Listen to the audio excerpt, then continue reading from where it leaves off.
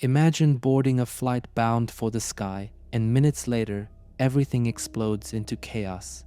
That's exactly what happened on June 12th, 2025, when Air India Flight AI-171, a Boeing 787 Dreamliner, plunged into the BJ Medical College hostel in Ahmedabad mere seconds after takeoff. 270 lives were lost, 241 on board and 29 on the ground, leaving one sole survivor. Amid the carnage, one man's fate stands apart. Mahesh Kalawadia, a 34-year-old filmmaker from Naroda, called his wife at just past 1:14 in the afternoon, casually saying he'd left a meeting and was halfway home. But 30 minutes later, when the flight went down, his phone was silent, traced to a spot roughly 700 meters from the crashing plane. His scooter and phone disappeared without a trace.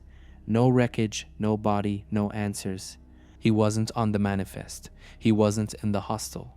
Yet he vanished right where the disaster struck. This isn't a story of a passenger lost in a crash. It's a disappearance buried in ruins. And the question hanging over everything is brutal. Did he die in the wreckage, or did something else happen that day? Meet Mahesh Kalawadia, also known as Mahesh Jarala, a 34-year-old filmmaker and music video director based in Naroda, Ahmedabad. He wasn't just an artist. He was the CEO of Mahesh Jarala Productions, a creative venture behind popular Gujarati advertorials and regional music videos. In 2019, he directed the film Cocktail Premi Pag of Revenge, earning respect in Gujarat's entertainment world. Mahesh was a family man married to Hetal with a cherished son and daughter. On June 12th, 2025, he left home to meet someone near Ahmedabad's iconic Law Garden. At approximately 1:14 in the afternoon, he called Hetal, joking about finishing the meeting, and said he was heading back to their Naroda home. That call captured a moment of mundane life: a loving husband, a father, a driven creative returning for dinner. 2 hours later, everything changed. On June 12th, 2025, Air India Flight AI-171, a Boeing 787 Dreamliner, took off from Sardar Vallabhbhai Patel International Airport in Ahmedabad. Its destination was London Gatwick. Just 30 seconds after takeoff, the flight crew issued a mayday. The aircraft failed to gain altitude, barely reaching 625 feet, before plunging into the BJ Medical College hostel in the densely populated Magani Nagar area. The explosion was immediate and devastating. 241 people on board were killed. At least 39 more lives were lost on the ground, many of them students and staff at the hostel. This became one of the deadliest crashes in Indian aviation history and the first fatal accident involving a Boeing Dreamliner. Only one person survived. Vishwash Kumar Ramesh, a British Indian man seated in seat 11A, escaped through an emergency exit just before the fire consumed the wreckage. His brother, seated elsewhere on the plane, did not survive. Footage later revealed that the plane never retracted its landing gear. Flaps appeared misaligned and thrust seemed insufficient.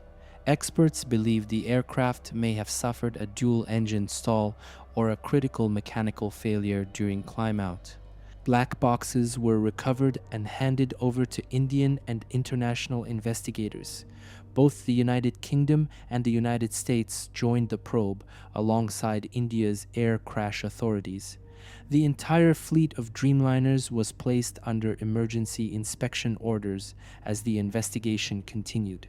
At approximately 1:14 in the afternoon, Mahesh called his wife Hetal jovial and calm, saying he'd finished a meeting near Law Garden and was making his way home.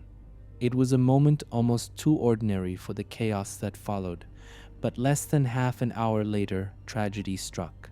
By 1:40 p.m., roughly when Flight AI-171 went down, Mahesh's phone abruptly went silent, its last ping placing it about 700 meters from the crash site, near a narrow lane branching off from the main road. Nearby, his scooter had vanished, and his mobile was nowhere to be found. His brother Kardik and wife Hetal raced across hospitals, police stations, even through the debris field, searching relentlessly for any sign of him or his belongings. No sightings, no confirmed leads.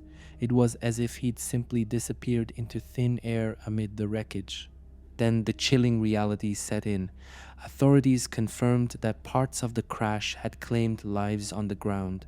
Mahesh wasn't on the passenger list, nor was he in the college hostel. His family submitted DNA samples, hoping they could match remains, either victims of the crash or someone else hurt in the pandemonium. This wasn't just about a man lost in the debris, it was an ordinary life fractured by an extraordinary event.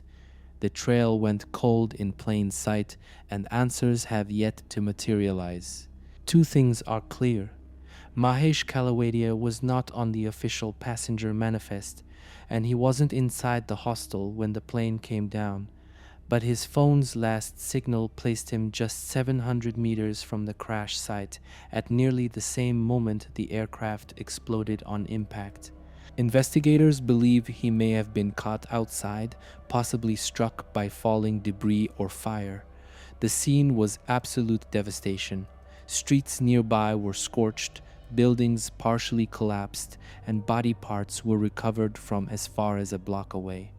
With no confirmed sighting, no recovered belongings, and no body, Mahesh's family took the only step left. They submitted DNA samples, hoping to match them to any of the unidentified remains being pulled from the wreckage.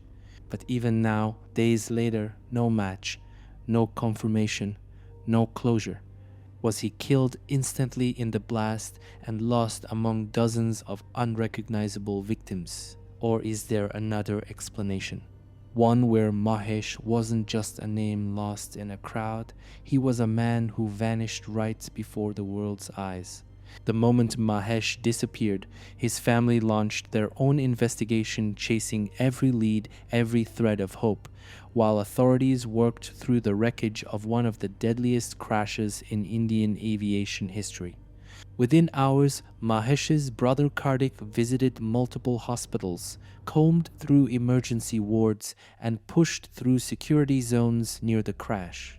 His wife Hetal made calls non-stop, desperate for any confirmation, alive or dead. But there was nothing. Not even the scooter he'd been riding. Not his phone. Nothing left behind. The police traced Mahesh's phone records and confirmed the final ping just minutes before the crash, placing him a few hundred meters from ground zero. It was an ordinary neighborhood road, but that day it turned into a war zone. Buildings were flattened. Fire engulfed the area. The debris was spread for blocks. Officials have collected burnt remains, personal items, and over 70 unidentified body fragments. DNA samples from Mahesh's family were taken and sent to the forensic lab in Gandhinagar, but so far no match. And then came a disturbing detail. No witnesses had seen Mahesh in the area. No cameras caught him. It's as if he just disappeared between the moment of his last call and the time the plane slammed into the hostel. Now the only thing left is waiting. Waiting for lab results.